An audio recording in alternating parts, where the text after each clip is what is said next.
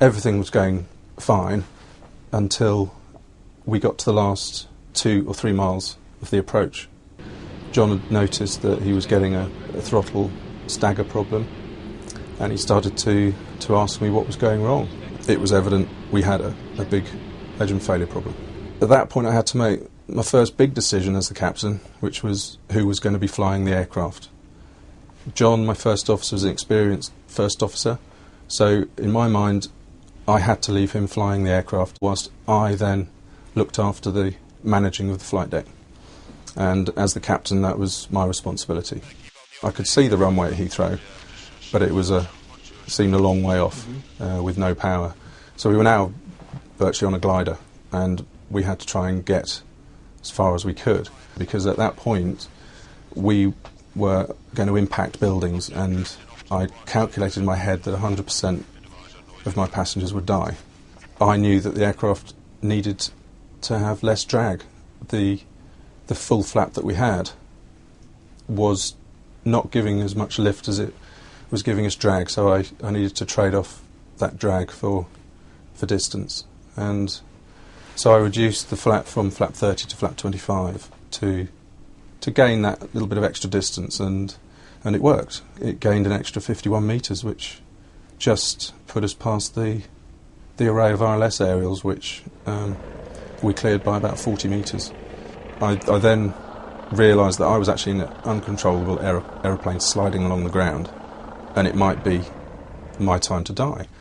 And I actually said goodbye to Maria and my boys before we stopped. When I came down the slides after checking the front cabin was empty, I met the chief fire officer at the bottom of the slide, and he said, "Everyone is off." I was like, "Everyone off? Okay.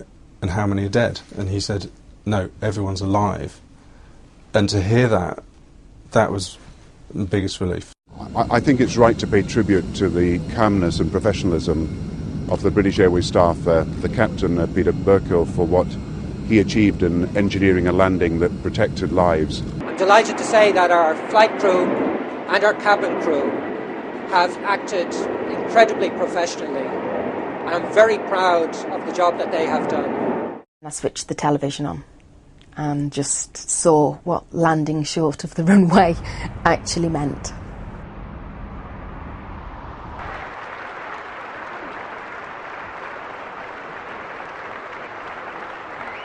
During that first month, when I was off work, when I was doing all the interviews, the investigations, there was very little information given by the company, and the media wanted to know more, and they weren't being given the information. So they started to speculate. Unfortunately, it got translated into things like I froze, that I didn't do the Mayday call, that I didn't do the evacuation call. 3 of the very important things that I did do. And that hurt.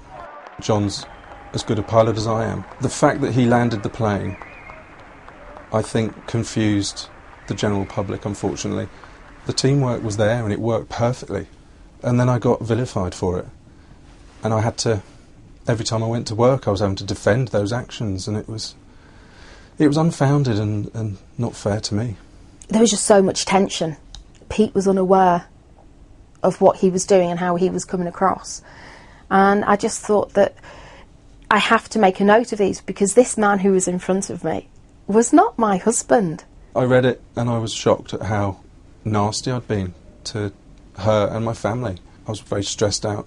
I was very angry towards everybody. And she said, maybe it's worth both of us writing down how we feel. People might want to read this. People might be able to learn from this. Just the whole, yes, it starts with a plane crash, but just down to how the aftermath of a crash and the situations that go on intertwine.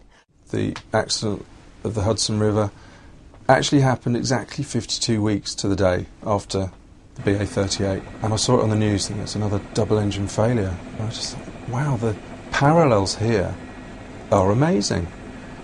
And then I thought, oh, he's going to be looked after. He's going to have a good year. Thank goodness for that. You know, he's done a good job.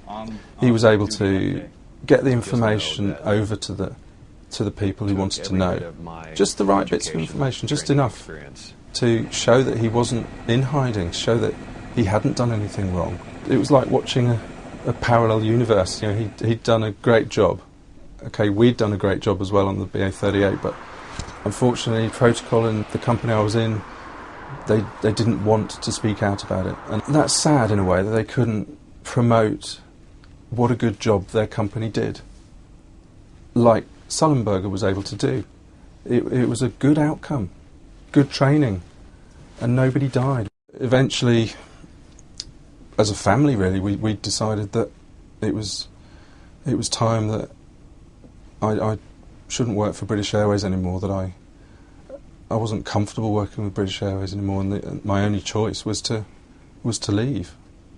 I applied to other airlines, and I got slowly more and more rejections for interview, and it started to become quite clear that this crash wasn't going for me. It was such a high-profile crash that companies were backing away from me. I'd love to see that if this happened again to someone else, certainly in the United Kingdom, that they wouldn't have to go through what we've been through as a family. And I think if that's all I could get from this, then that would be great.